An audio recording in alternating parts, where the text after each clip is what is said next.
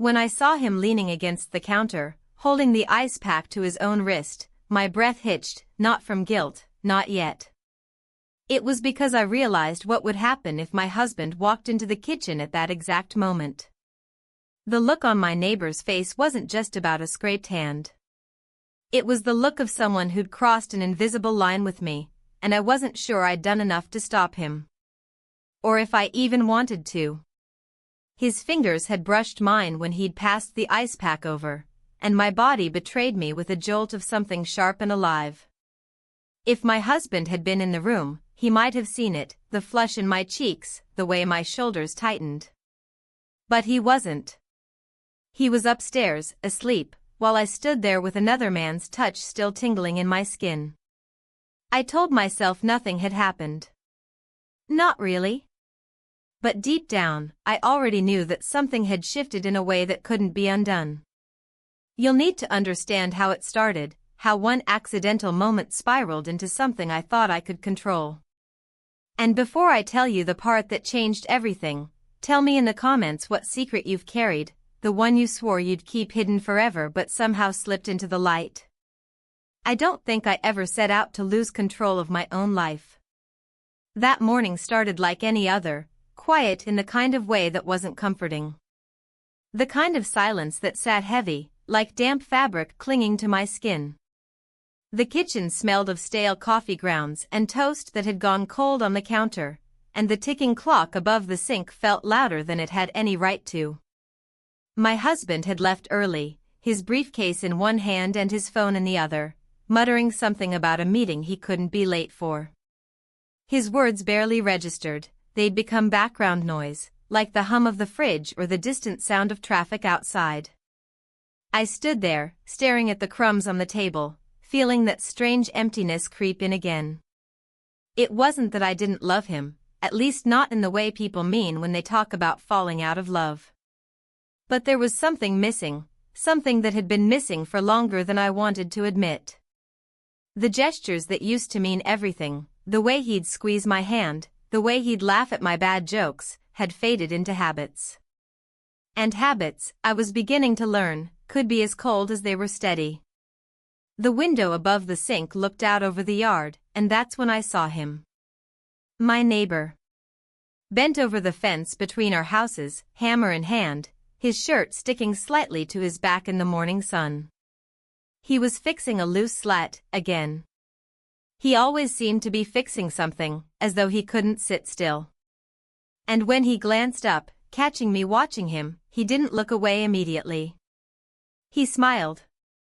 Not the kind of smile you give out of politeness, but the kind that lands somewhere unexpected, like an uninvited thought. I told myself it meant nothing. A smile is just a smile. But something about it lingered, even when I turned away. It was almost a relief to have a reason to open the door, to walk across the yard. I told myself I was just checking if he needed anything. That was the line I drew for myself, kindness, nothing more. Fence looks better already, I said when I reached him, my voice sounding lighter than I'd expected. Just needed a couple nails, he replied, holding one up like proof, and there it was again, that easy smile. We talked about the weather, about how the street had been quieter lately. Harmless conversation. But in the space between words, I felt something unsettling, like the air was carrying more than just small talk. Later, back in my kitchen, I caught myself looking out the window again, even though he was gone.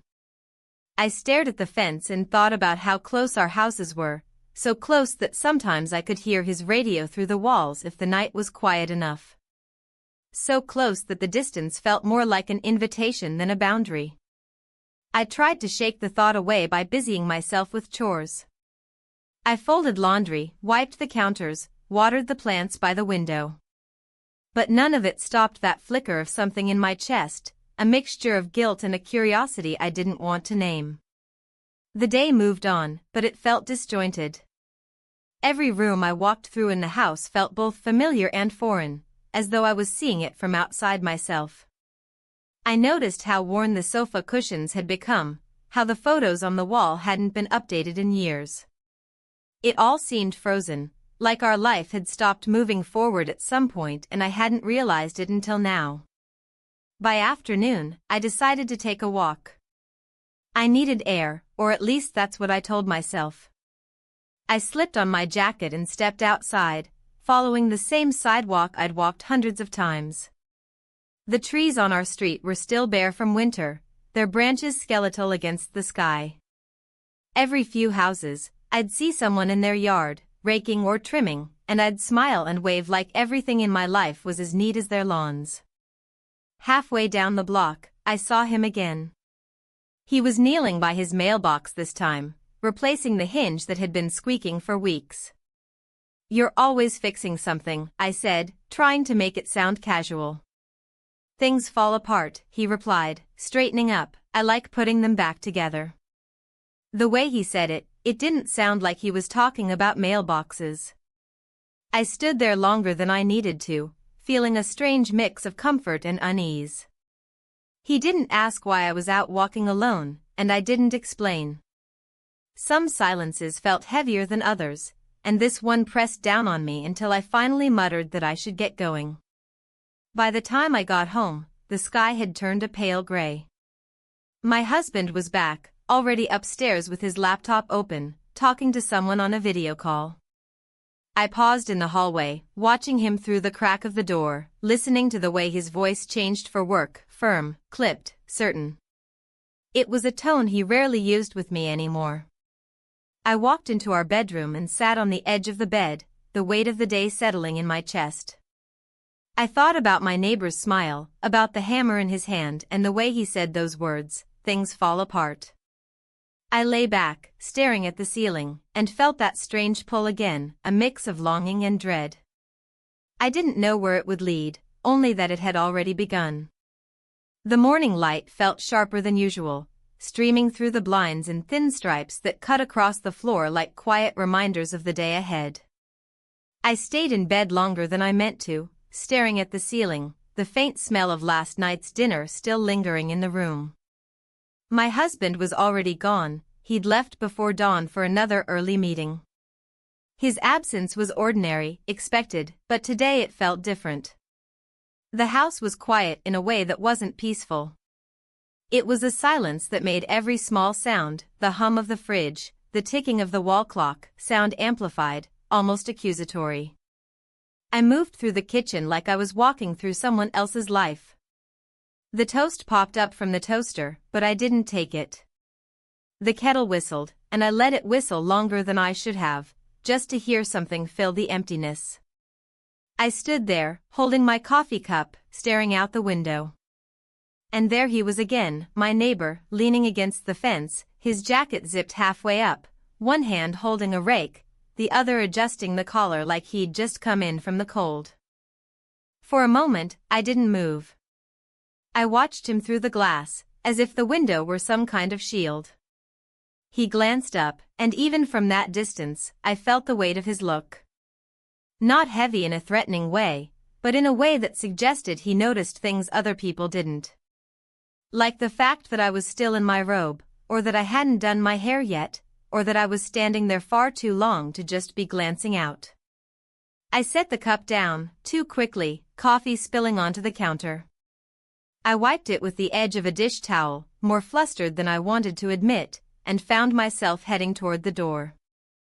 I told myself it was for fresh air. I told myself I just needed to stretch my legs. But there was an undercurrent to my decision that I couldn't ignore, even as I opened the door and stepped outside. The air was crisp, the kind that pinches your skin slightly, making you more awake than you want to be. I crossed the yard, trying to think of something casual to say, something that wouldn't betray the fact that my pulse had picked up the moment I saw him. "Cold morning," I said, my voice a little too light. "Colder than it looks," he answered, leaning the rake against the fence. He wiped his hands on his jeans, and I noticed the small scrape on his wrist, probably from one of the slats. I gestured toward it before I thought. "That looks like it stings." "It's nothing," he said, but his eyes met mine with a flicker of something I pretended not to notice. I went back inside not long after, but my mind didn't come with me. I stood in the hallway, my hand on the banister, replaying the look in his eyes. There was nothing obvious in it, nothing I could name. But it was enough to make me restless. By midday, I decided to get out again. The four walls of the house felt too tight. I pulled on a pair of sneakers and an old jacket and grabbed the pair of rollerblades I hadn't worn in years. They were scuffed from old use, but I thought maybe they'd clear my head. Maybe the movement, the air, the slight risk of falling would shake something loose inside me. The park was mostly empty. A few kids played on the swings, and an older couple walked their dog along the path. I put on the rollerblades awkwardly, my fingers clumsy with the straps, and stood, wobbling slightly at first. It felt strange, trying to balance on something I used to do so easily. I took a few laps along the path, my body remembering what my mind had forgotten. For a moment, I felt almost light, almost like the years hadn't stacked on me the way they had. And then I fell. It wasn't dramatic, no crash, no gasp from strangers, but it was enough. My knee hit the path, and a sharp sting shot up my leg. I sat there, the wheels of the rollerblades angled awkwardly, trying to laugh it off, though there was no one around to hear. Except there was. I heard footsteps behind me, quick but not hurried, and then he was there. My neighbor. His shadow crossed mine before I even turned. "You okay?" he asked, crouching down. His voice was steady, calm, like he was used to stepping into moments like this. "I'm fine," I said automatically, though my knee disagreed.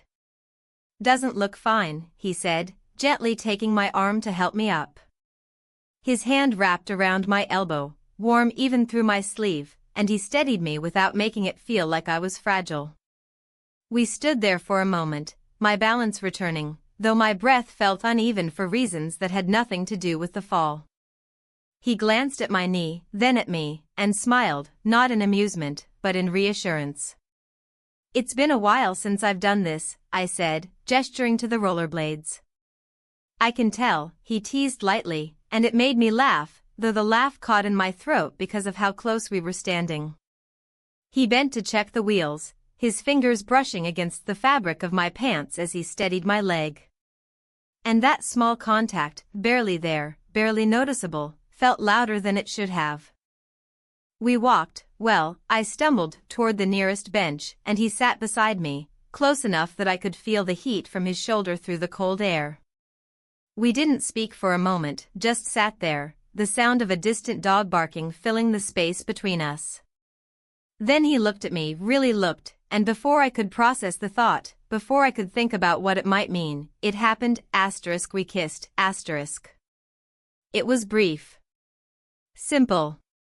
But it was also more than either of us could take back. I sat there afterward, my hand on the bench, my mind trying to catch up to what had just happened.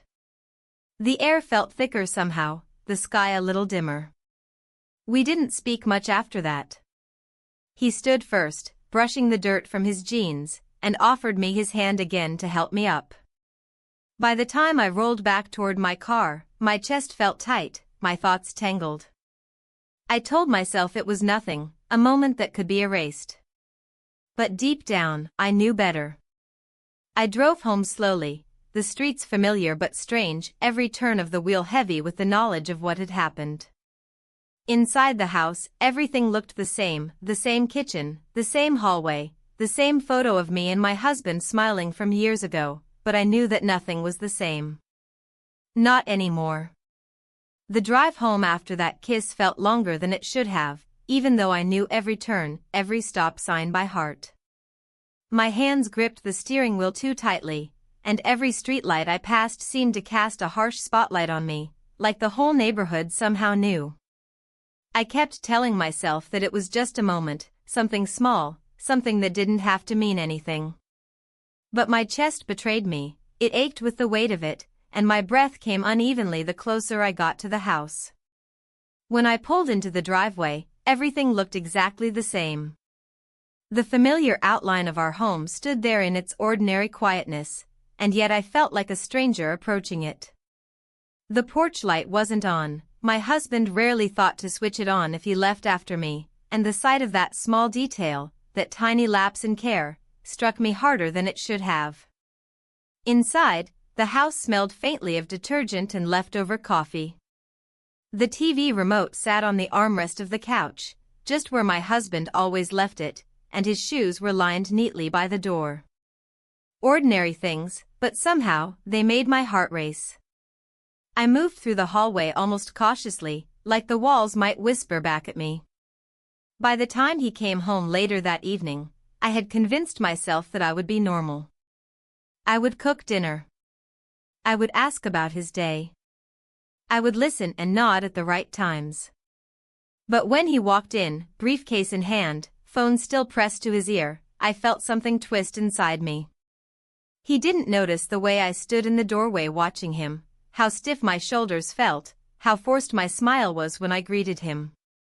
Dinner was quiet. He talked about a presentation he was preparing, about someone new in the office who was already making mistakes, his words clipped with that familiar tone of irritation. I tried to listen, I really did, but my mind kept pulling away from him and back to the park, to the bench, to that one sudden moment that now colored everything differently. I caught myself staring at my husband's hands as he spoke, the way his fingers tapped lightly on the table, the way he cut his food with precise, practiced movements. Hands I had known for years, hands that had held mine in the past, now felt distant. There was a quietness in his gestures that used to comfort me, but tonight, it only highlighted the gap between us. After dinner, I cleaned the dishes while he took a call in the living room. His voice floated down the hall, the same steady work tone, layered with just enough politeness to sound detached. I found myself looking out the kitchen window again, the night pressing against the glass. Across the fence, the neighbor's house was dark except for one window, faintly lit, and I hated myself for staring. I closed the blinds quickly, as if someone might catch me looking, and returned to stacking plates, but the thought was already there, what if I saw him tomorrow? What would I say? Would he bring it up, or would we both pretend nothing happened? That night, lying in bed, I listened to my husband breathing beside me. The sound had always been steady, almost comforting, but tonight it made me restless. I stared at the ceiling, tracing the faint lines in the plaster, my thoughts spinning. My body lay perfectly still under the covers, but inside I was pacing, back and forth, between guilt and something I didn't want to name. Morning came, but the weight of the night didn't leave. I woke to the sound of his alarm, his movements efficient and unremarkable, shower, shirt, tie, coffee. I watched him from the kitchen table as he gathered his things, and he smiled briefly before saying, "Don't wait up tonight, it'll be late." I nodded, and the door closed behind him, leaving the house in that familiar quiet again. The hours passed slowly. I tried to distract myself, laundry, emails, even baking muffins I didn't actually want, but nothing fully pulled me out of that fog. The smallest sounds made me jump, the thud of mail hitting the box, the creak of the old pipes, the distant barking of a dog. In the afternoon, I found myself by the window again. It wasn't intentional, or at least, that's what I told myself, but there I was, looking out. The yard was empty, but then I saw movement. Him. The neighbor. Carrying a small bag of soil toward his garden bed, his steps steady, his head down like he was focused on the ground. I thought of turning away before he could look up, but my body betrayed me. I stayed there, hand resting on the window frame, almost holding my breath. When his eyes finally met mine, there was no smile this time, just a nod, subtle, quiet, like he was acknowledging what had happened without words. I stepped back from the window quickly, my heart pounding, but the image stayed with me long after I moved to another room. That evening, I tried again to be normal. I reheated dinner, waited for my husband to come home, listened to him talk about the day. But everything felt slightly off, like a painting that had been rehung just a little crooked. At one point, he asked if I was okay, his voice casual, almost distracted. I said I was fine, and he nodded, satisfied enough to let it go. I wondered then if he noticed the changes at all, the longer pauses, the way I held my fork differently, the way my eyes seemed to look through him rather than at him. Later that night, when he was asleep, I stood at the window in the dark, looking at the faint line of light under the neighbor's curtains. It was barely there, just a thin glow, but it felt like the brightest thing on the street. I told myself again that nothing had really happened. That one moment didn't have to mean anything. But even as I whispered it to myself, I knew it was a lie I'd have to repeat over and over, just to keep the walls from closing in. The following days blurred into one another, each morning spilling into the next with a sameness that felt almost oppressive. Yet beneath that routine, a current of unease tugged at me, subtle but relentless. I woke early, even before my husband's alarm, lying still in the pre-dawn gray, listening to the faint hum of the heating vents and the distant rumble of a delivery truck on the main road. Those quiet moments before the day fully began had once been peaceful, but now they felt like the heaviest of all, the time when my mind was free to wander, unanchored, back to the bench in the park, to the weight of someone else's hand on mine, and to the kiss I couldn't erase. By the time my husband stirred, stretching and mumbling something about the time, I had already slipped into the kitchen. I busied myself with small tasks, rinsing dishes that were already clean, rearranging the fruit in the bowl, wiping the same corner of the counter twice. I could hear him upstairs, the familiar rhythm of his routine, the water running in the bathroom, the creak of the closet door, the thud of his shoes on the bedroom floor. It should have been comforting, this predictability, but instead it made me feel like I was standing on the outside of my own life, pressing my face to the glass. When he came downstairs, dressed in his usual dark jacket and striped tie, he gave me a smile that didn't quite reach his eyes. He kissed me on the cheek out of habit, his lips cool, his mind already halfway to wherever he was heading. "Don't forget I'll be late tonight," he said, not really looking at me as he reached for his keys. I nodded, and just like that, the door closed, leaving me with silence again. I stood there for a long time after he left, staring at the door like it might open again, though I knew it wouldn't. The house felt too big, the walls echoing with the faintest sounds, the tick of the kitchen clock, the soft hum of the refrigerator. It was in that quiet that I heard it, the crunch of footsteps on gravel outside, steady and close. I moved to the window, careful not to make the blinds sway too much, and there he was. The neighbor. He was carrying a paper bag, groceries, it looked like, and a bundle of tools under his arm. He glanced toward my house just briefly, then turned his attention back to the gate he'd been fixing the other day. I should have walked away right then. I should have left the window, let him fade into the background noise of the day. But instead, I stayed, my hand resting lightly on the sill, my breath slower than normal. A few minutes later, I heard a knock at the door. It wasn't loud, not insistent, more like a question. When I opened it, he stood there with the paper bag in his hand. "I was picking up a few things," he said, holding the bag out slightly. "Thought you might need some, especially since you fell the other day." I hesitated for just a second, then reached for it. The bag was warm from where he'd been holding it, and I felt that warmth travel through my hands as I took it. Inside, I could see bread, some fruit, and a jar of honey. Ordinary things, but somehow they felt weighted. "You didn't have to," I said, my voice quiet. "I know," he replied, and there was something in the way he said it, not flippant, not teasing, just matter of fact, as if the gesture didn't need explanation. My husband was home.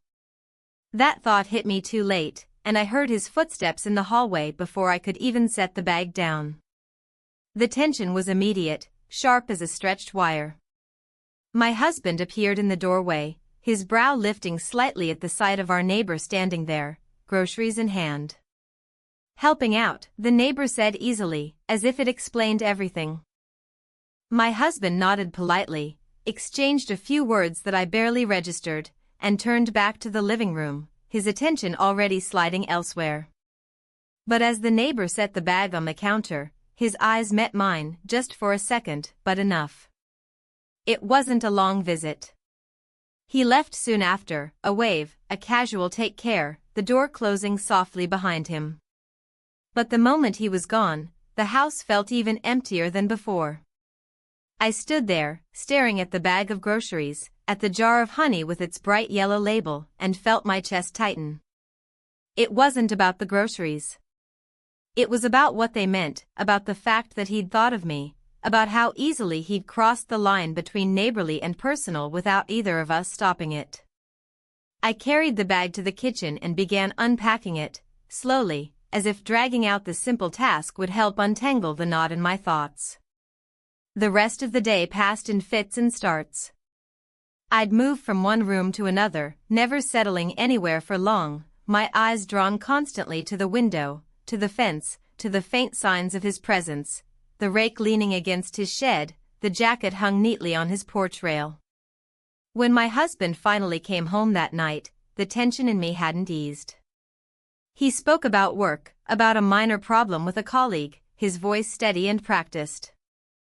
I nodded in the right places, responded when needed, but inside I felt like I was standing in two lives at once. Later, as he sat on the couch reading emails on his phone, I washed dishes in the kitchen. I could see the reflection of our neighbor's porch light in the window, a soft glow cutting into the night. For a moment, I let myself stand there, my hands in the warm water, staring at that light. It was the smallest thing, barely noticeable, but it pulled at me in a way I couldn't ignore.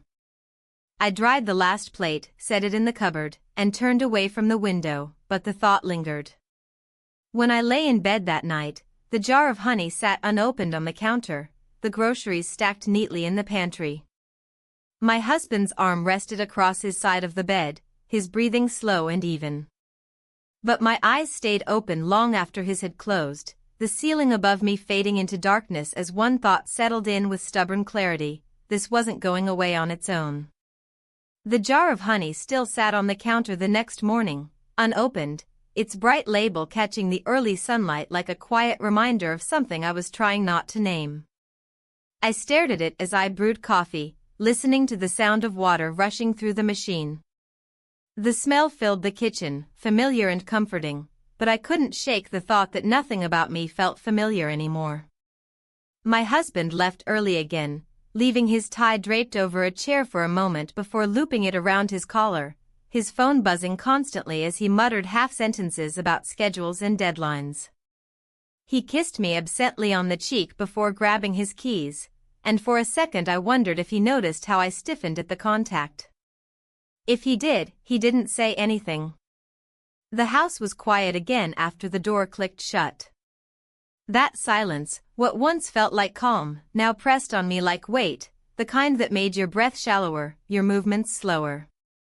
I moved through the rooms tidying things that didn't need tidying, stacking magazines that hadn't been read in months, smoothing the wrinkles from a throw blanket that no one used.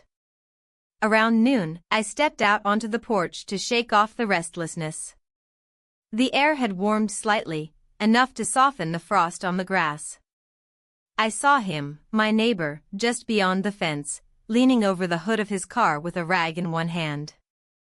He glanced up, and for a moment, neither of us moved. There wasn't a wave, not even a nod, just a shared pause that felt longer than it should have.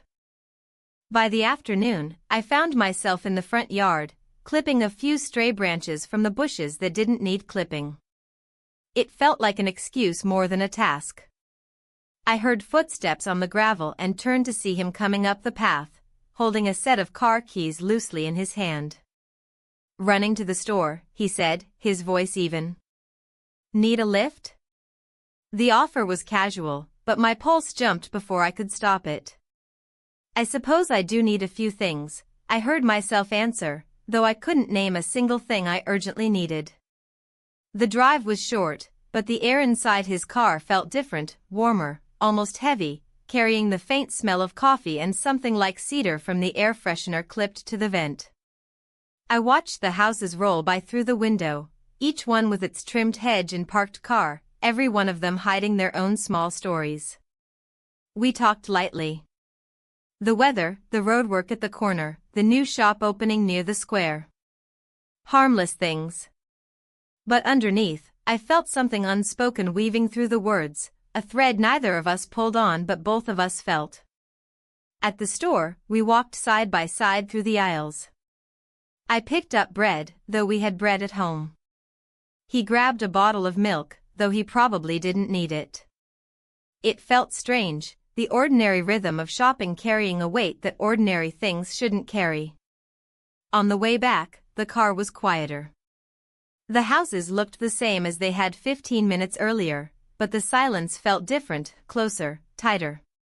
His hand rested on the gearshift, and at one turn, mine brushed against his. I didn't pull away immediately. Neither did he. We didn't speak, but the air between us changed in that tiny instant. When he stopped the car in front of my house, I sat there for a second longer than necessary, my hand still on the seatbelt clasp, my eyes on the dash instead of his face. And then I looked up. Our eyes met, and for a moment there was no sound, the hum of the engine, the faint creak of the car seat, even the sound of my own breath seemed to fade. We kissed. It was not the same as the first kiss. That one had been a surprise, almost an accident, like slipping on ice. This one was slower, more deliberate, and for that reason it shook me more. When it ended, I opened the door before I could think too hard about it.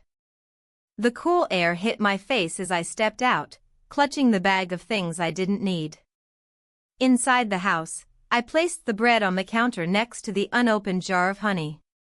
The kitchen felt strange, as if the walls had shifted slightly while I was gone. I heard my husband's voice in my head, his polite questions about dinner, his offhand reminders about errands. I thought of him walking through the same door in a few hours, completely unaware of the silence sitting between the walls, thick with what I hadn't said. I leaned against the counter, my hands flat on the surface, and tried to steady my breath. I told myself I could still stop this. That it hadn't gone too far. That there were lines I hadn't crossed. But I knew, even as I thought it, that lines were only lines until you decided they weren't.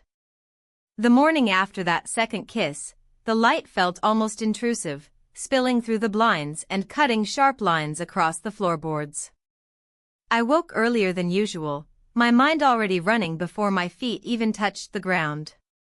The memory of his car, the silence inside it, the way neither of us had said a word afterward, it all pressed down on me as I stood in the kitchen, waiting for the kettle to boil. My husband came downstairs a little later, his tie loose around his neck, his brow furrowed as he scrolled through his phone. He muttered something about an unexpected meeting and glanced at the clock, barely making eye contact with me.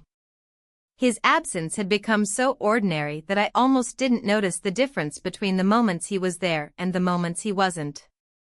He kissed my cheek absently before leaving, the scent of his cologne lingering in the air long after the front door closed. The house settled into silence again, but it wasn't the same silence as before. This one felt layered, as though beneath the normal quiet there was a hum of tension only I could hear. I moved through the rooms like someone rearranging pieces on a board, straightening things that didn't need straightening, touching the backs of chairs as if they might answer a question I couldn't voice. By midday, I noticed movement through the kitchen window. He was outside, in his yard, stacking wood by the shed. There was nothing remarkable about the task, but it drew me in all the same. He paused once, brushing dust from his hands, and glanced toward my house, not long enough to be obvious, but long enough for me to feel it. I told myself to step back from the window. I told myself not to linger, not to let my eyes rest on him. But I didn't. Later that day, while folding laundry, I heard the front gate squeak open. I froze for a second, my hand still on a towel, my breath held. The knock came softly, just once, almost like he didn't want to disturb me if I wasn't there. When I opened the door, he was holding a small box, the kind you might use for tools or odds and ends. The latch on your gate looked loose, he said. Figured I'd bring something to fix it before it gets worse. I stepped aside to let him in, the motion almost automatic. He walked past me, the box in one hand, and I noticed the faint smell of soap and sawdust on him. It wasn't overpowering, just a trace, but it stayed in the air after he crossed the threshold. I followed him out to the gate, watching as he worked. His movements were steady, deliberate, and there was something grounding in that, something that made the air around us feel both heavy and oddly calm. We didn't talk much. He asked for a screwdriver, and I handed it to him. Our fingers touched for just a moment as I passed it over, and that moment carried more weight than the tool itself. When he was done, he tightened the latch one last time, testing it, then turned to me. "That should hold for a while," he said simply. "Thank you," I replied, my voice quieter than I expected. For a second, we stood there, the space between us filled with things unsaid. He glanced toward my house, then back at me. "You should be careful," he said, not in warning, but almost like advice. I nodded, though I wasn't sure what I was agreeing to. He left soon after, the sound of the gate closing soft behind him. I stood there in the yard for a long time, staring at the fixed latch. It looked the same as before, maybe a little straighter, a little sturdier. But to me, it felt like another line had been crossed, another piece shifted into place, another step taken that couldn't be undone. When my husband came home that evening, I told him about the gate being fixed. He nodded distractedly, his attention already on the emails buzzing through his phone. We ate dinner at the table, the clink of silverware louder than our words. He spoke about work, someone had missed a deadline, someone else had been promoted. I listened, or at least I tried, but every time I set my glass down, I saw the box of tools sitting by the back door, waiting to be returned. That night, when we went to bed, the air felt different. My husband lay beside me, scrolling through something on his phone until his eyes grew heavy and he turned over, falling into the deep, even breaths of sleep. I lay awake, staring at the ceiling, thinking of how easily the day had unfolded, how natural it had seemed for him to come to my door, for me to let him in. The gate was fixed. The latch was tight. And yet, nothing in me felt secure. The night my husband said he would be away, it felt strangely inevitable, like I'd been walking toward that moment for weeks without admitting it. He mentioned it casually over breakfast, his voice even, almost indifferent. "There's a client dinner tomorrow night," he said while scrolling through his phone, his tone making it sound more like an errand than an event. "I'll probably stay over in the city. Too late to drive back." He didn't look up when he said it, didn't notice the way my fingers tightened around the mug in my hand. I nodded, said something neutral like, "All right," as if it didn't matter, but inside I felt the air in the kitchen shift. It wasn't guilt exactly, or anticipation. It was a quiet awareness that something unspoken might finally break the surface. The day itself was unremarkable, but I moved through it as though every step carried meaning. I cleaned the house in a way that felt more like preparation than routine, straightening cushions that didn't need straightening, wiping the counters twice even though they were already clean. By mid-afternoon, the silence of the house felt louder than ever. I noticed myself glancing toward the fence again, the same familiar pull, like a tide I couldn't turn away from. He wasn't outside, not yet, but there were signs of him, the rake leaning against the shed, the faint echo of a door closing somewhere in his house. As evening fell, the house took on that hollow quality it always had when my husband was gone, but this time it felt heavier. I moved through the kitchen slowly, setting a glass on the counter and filling it with water, though I wasn't thirsty. I checked the clock more than I needed to, each minute stretching out, the air thick with a question I couldn't bring myself to ask out loud. The knock at the door wasn't loud. It came softly, like the tap of rain on a windowpane. I opened it, and there he was. He didn't speak at first, and neither did I. The quiet between us carried more weight than words ever could. Finally, he said something simple, "Is this a bad time?" But the way he said it made clear he already knew the answer. I stepped aside to let him in. The house felt different with him there, like the walls themselves were holding their breath. He stood just inside the doorway for a moment, his hand brushing lightly against the frame, as if testing the ground beneath him. We sat in the living room, at first leaving space between us on the couch, but the space felt unnatural, like something we were both pretending to honor. We spoke lightly, small talk about the day, about nothing at all, but each word felt like a placeholder for something else. There were moments of silence where we both stared at the same point on the wall, as if the weight of what neither of us said hung there between the pictures and the shelves. At one point, his hand brushed against mine on the cushion between us. It could have been accidental. It wasn't. No one said anything about it. Later, the air felt denser, the room smaller, the quiet more complete. There wasn't one single moment where things changed, it wasn't dramatic, it wasn't sudden. It was the slowest inevitability, a series of unspoken permissions stacking quietly on top of one another. And then it happened. We spent the night together. When the first light crept in through the blinds the next morning, the house felt both the same and entirely different. The furniture hadn't moved, the walls hadn't shifted, but I could feel it, something fundamental had altered, and there was no way to return it to what it had been. He left before the sun had fully risen, the door clicking softly behind him, leaving the faint smell of his soap and the quiet echo of his steps in the hallway. I stood in the living room for a long time after he'd gone, the morning light painting thin streaks across the carpet. My hands rested on the back of the couch, my breath uneven, my mind too full and too empty all at once. I knew there would be no undoing this. The morning after he left was quieter than any morning before.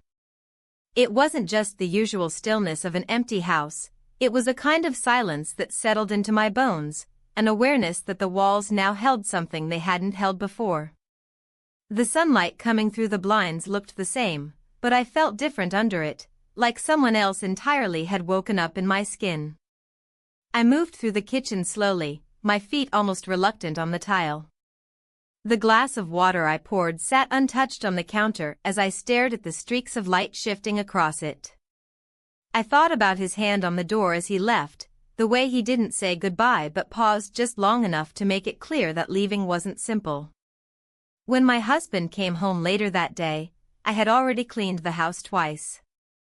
The vacuum lines in the carpet were still fresh, the counters smelled faintly of lemon, and every cushion on the couch was aligned as if tidiness could erase what had happened. He didn't notice. Or maybe he didn't care to notice. He walked in, kissed my cheek out of habit, set his briefcase down, and talked about the dinner he'd attended, about how someone had ordered the wrong wine, about a minor disagreement over the bill. I stood there nodding, hands clasped in front of me, feeling the words skim across me without sinking in. That night, as he worked on his laptop in the living room, I found myself standing by the window. Across the yard, the neighbor's house looked quiet, just one light on in the back room. I told myself not to look for too long. I told myself to close the blinds. But I didn't. The days that followed blurred together, but the weight of that morning never left. Everything I did seemed sharper somehow. Folding towels, pouring coffee, watering the plants, it was all the same, but it wasn't. I couldn't move through the world the way I had before. I began noticing how easily secrets settle into small routines. The smile I gave my husband in the morning was the same smile I'd always given him, but now it carried something underneath it, something I wasn't sure he could see. He didn't ask questions. One afternoon, I saw the neighbor in his yard again, his jacket draped over the fence as he carried a bag of soil toward the garden. He looked up once, caught my eye, and nodded, not a wave, not an invitation, just a quiet acknowledgement.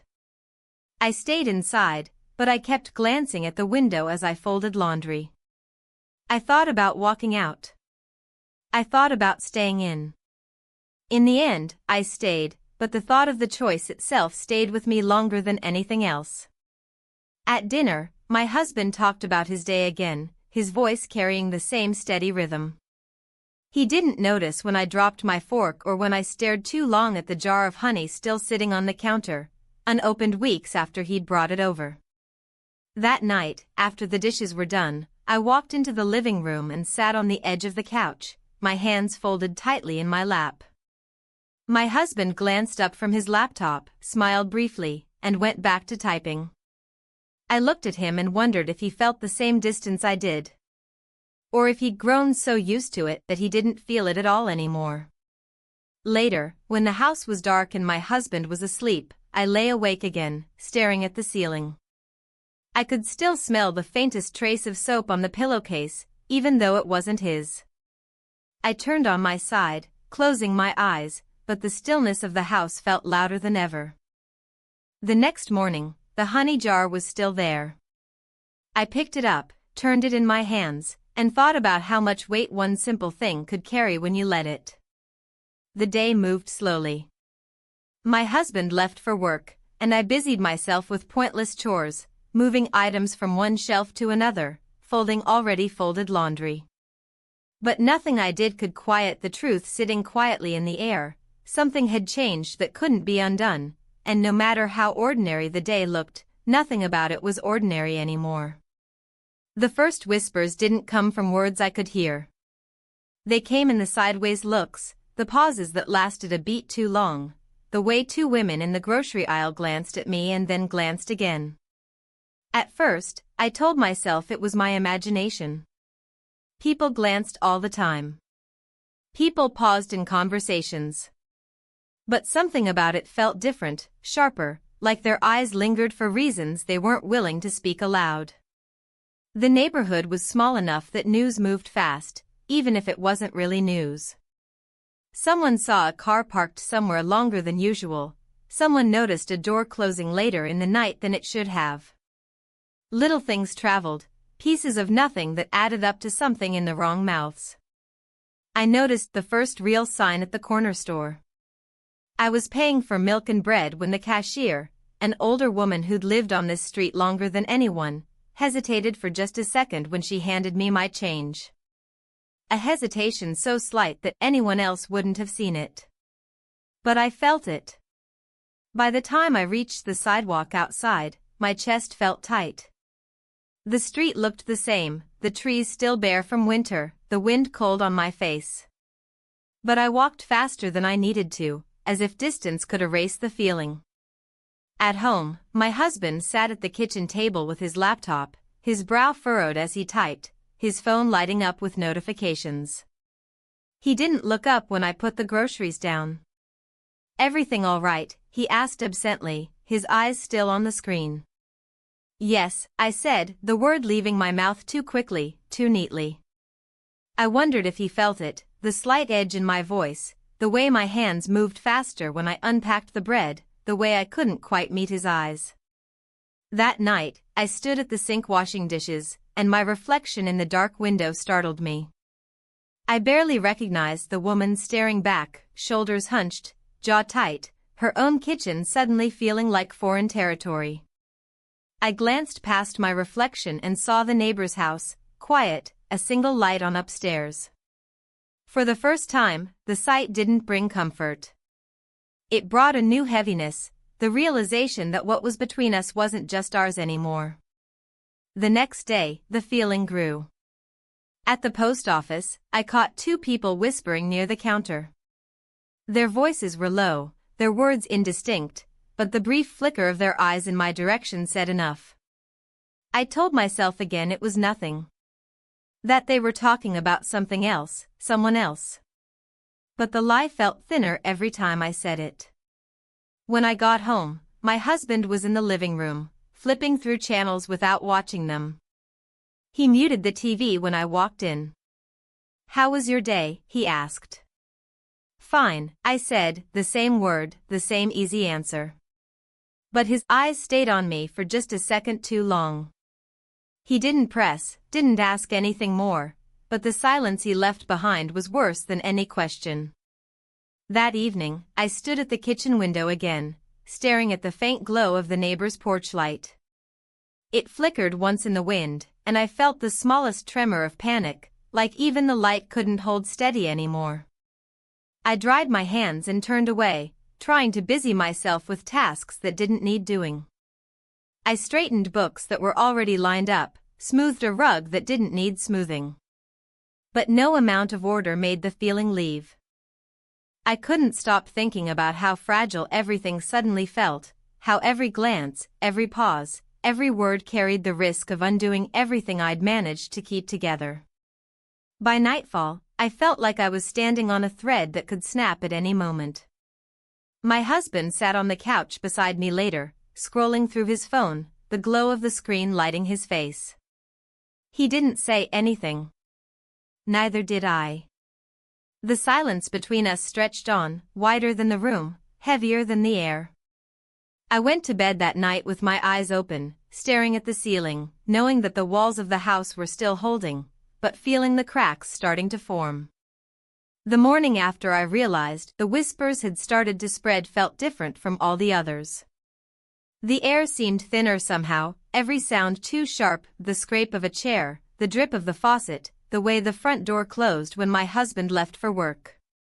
Even the silence that followed wasn't the same. It wasn't the familiar quiet I had learned to live with, it was a silence that seemed to press against my chest, asking questions I didn't want to answer. I lingered over my coffee, though I didn't taste it. My hands wrapped around the mug, not because I needed warmth, but because I needed something to hold. The kitchen window let in the pale morning light, and I found myself staring at the fence again, at the yard beyond it, at the places where everything had started and where so much had changed. The neighbor's house looked ordinary. One window was cracked open, curtains shifting slightly with the wind, as if the house itself was breathing.